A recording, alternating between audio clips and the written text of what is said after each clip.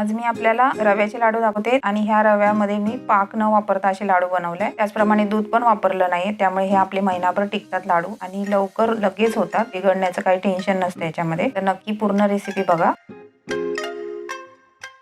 लाडू बनवण्यासाठी मी ते कढई घेतली आणि त्या कढईमध्ये आता आपण 3 टेबलस्पून तूप टाकून घेऊया। 3 टेबलस्पून आपण म्हणजे तो पोह्याचा चमचा असतो त्यापेक्षा थोडासा मोठा असतो तो टेबलस्पून बोलतात त्याला। आणि हे तूप थोडंसं मीडियम असं गरम झाल्यानंतर आपण त्याच्यामध्ये 1 कप रवा टाकून घेऊया आणि हा मी बारीक रवा घेतलेला आहे। तर आपल्याला लाडू बनवण्यासाठी आपण बारीक रवा वापरायचा। जर का तुमच्याकडे जाड रवा असेल तर तुम्ही तो थोडा मिक्सरला फिरून घ्या आणि मग तुम्ही तो रवा वापरू शकता। आणि मी हा 185 ग्राम घेतलाय, म्हणजे 1 कपाच्या मापाने 185 ग्राम आहे हा। तर तुम्ही कुठल्या पण वाटीने पेल्याने वगैरे मोजून तुम्ही हे लाडू बनवू शकता, का तर ते गरजेचं आहे। जर का तुम्ही वाटीने किंवा पेल्याने असं तुम्ही कपाने वगैरे घेतलं मोजून तर तुम्ही तुमचं परफेक्ट माप होईल। का तर हे लाडू बनवण्यासाठी आपल्याला मी इथे 1 कप रवा वापरलाय, अर्धा कप साखर आणि पाव कपला थोडंसं कमी तूप वापरलंय। तर असं साहित्य लागतं आपल्याला, त्यामुळे आपण कधी पण कपाने किंवा वाटीने मोजून घ्या, नाही तर तसंच घ्या वाटीने वगैरे। आणि तुम्हाला ह्याची क्वांटिटी जर का जास्त करायची असेल लाडू तर ह्याचे डबल टिबल क्वांटिटी करून तुम्ही हे लाडू पटकन झटकन असे बनतात, जास्त वेळ लागत नाही याला, फक्त आपला रवा चांगला भाजला गेला पाहिजे। आता आपण हा लो गॅसवर चांगला भाजून घ्यायचा आणि सतत हलवत राहायचं, म्हणजे खाली लागत नाही। तर आपल्याला हा रवा भाजायला लो गॅसवर 12 ते 13 मिनिटं तरी लागतात, किंवा त्याच्यापेक्षा थोडंसं जास्त पण लागू शकतात, पण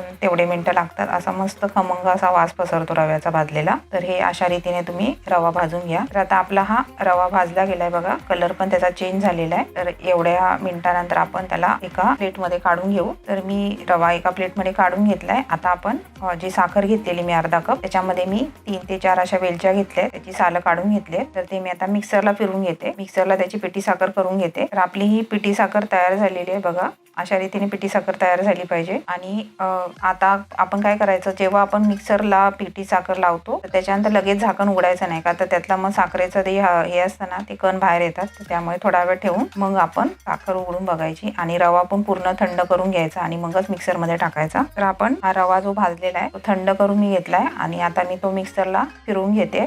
तर हे करण्यामागे कारण हे आहे की यामुळे लाडू आपला नीट बांधला जातो, तर त्यामुळे आपण असा मिक्सरला फिरून घ्यायचा साखरेबरोबर। तर मी हे आता मिश्रण आहे ते एका प्लेटमध्ये काढून घेते, म्हणजे ते नीट मिक्स करायला येईल। आणि तुम्हाला असं वाटलं की तुमचा रवा नीट बारीक नाही झाला तर तुम्ही अजून थोडासा फिरून मग घेऊ शकता। तर माझा बरोबर झालेला आहे, त्यामुळे मी एका प्लेटमध्ये काढून घेतलाय आणि हे आपण आता नीट मिक्स करून घेऊया। परत हाताने असं नीट मिक्स करून घेऊया।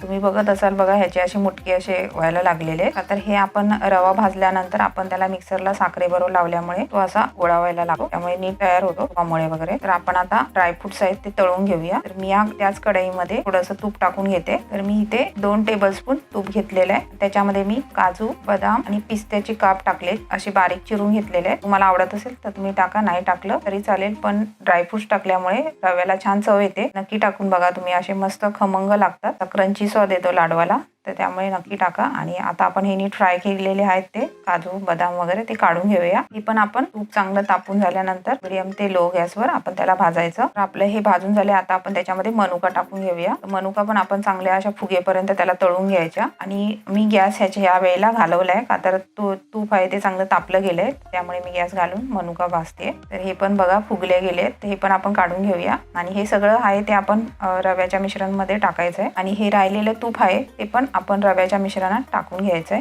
तर आता ह्या मिश्रणामध्ये आपण जे तूप राहिलेलं ते टाकून घेऊया। सगळं कढईमधलं जे तूप आहे ते आपण घेऊया टाकून आणि ते चांगलं मिक्स करून घेऊ। तर मी जे ड्रायफ्रुट्स तळून घेतलेले ते पण मी याच्यामध्ये टाकून घेते, ते पण आता आपण चांगले या रव्यामध्ये मिक्सअप करून घेऊया। का तर ते तूप आपण जे टाकलेलं ते तूप सगळ्या रव्याच्या मिश्रणाला मिसळलं गेलं पाहिजे त्याच्यामध्ये, म्हणजे आपल्याला कळेल की आपल्याला तूप किती लागतंय। आधी आपण 3 चमचे भाजताना तूप टाकलं, नंतर 2 चमचे टाकले। तर हे असं नीट मिक्स करून घ्या आणि बघा आपले मुटके चांगले वळतायत। तर अजून आपल्याला थोडी तुपाची गरज आहे याच्यामध्ये टाकायची, तर आपण कमी तूप जर का टाकलं तर काय होतं, मग लाडू फुटतात, बांधले जातील पण ते फुटतील मग, त्यामुळे अजून थोडंसं तूप आपल्याला वाढवायला लागेल। तर इथे मी 2 ते 3 चमच तूप अजून थोडं गरम करून घेतलंय। गरम म्हणजे जास्त गरम नाही टाकायचं याच्यामध्ये, थोडं कोमट असेल तरी चालेल। ज्या कढईमध्ये तुम्ही भाजलेले ड्रायफ्रुट्स त्याच कढईमध्ये 2 ते 3 चमच तूप गरम करून घ्या। आपल्याला एकूण 1/4 कप तूप लागतं 1 कप रव्याला, त्याच्यापेक्षा थोडंसं कमी लागतं, 1 चमचा 1 टेबलस्पून। तर तुम्ही अंदाजाने त्याच्यामध्ये टाका। तर हे मी आता तूप जे घेतलंय ते मी याच्यामध्ये सगळं मिक्सअप करून घेते. आता तुपाचं प्रमाण जर का नीट झालं ना तर मग आपले लाडू फुटत नाही. तर आपला हा बिना पाकाचा लाडू आहे, त्यामुळे आपल्याला तूप लागतं. आणि तुम्ही याच्यामध्ये दूध पण वापरू शकता, पण दुधाने काय होतं, हे लाडू असतात ते जास्त दिवस टिकत नाहीत, ते खराब होऊ शकतात. तर त्यामुळे मी दूध वापरलेलं नाही, मी तूप वापरलंय. तर आपलं हे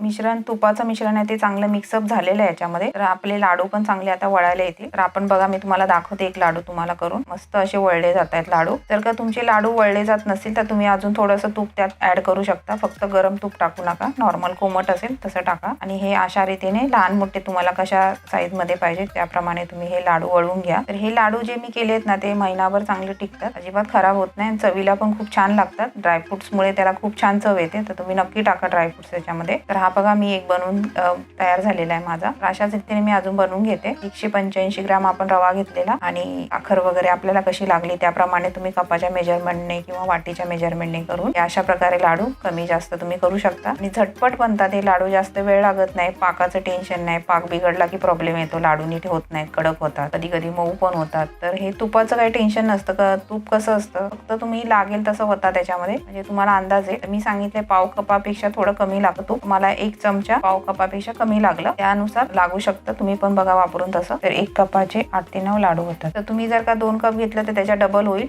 तर तुम्हाला अशा रीतीने केवढे लाडू करायचे त्यानुसार तुम्ही कपाच्या मेजरमेंटने लाडू करू शकता. तर अशा रीतीने असे हे दूध न वापरता, पाक न करता अशा प्रकारचे हे झटपट लाडू तुम्ही नक्की बनवून बघा. आणि जर का तुम्हाला हे लाडू आवडले तर तुम्ही नक्की या रेसिपीला लाईक करा, शेअर करा आणि आजचं स्पेशल चॅनलला सबस्क्राईब करा.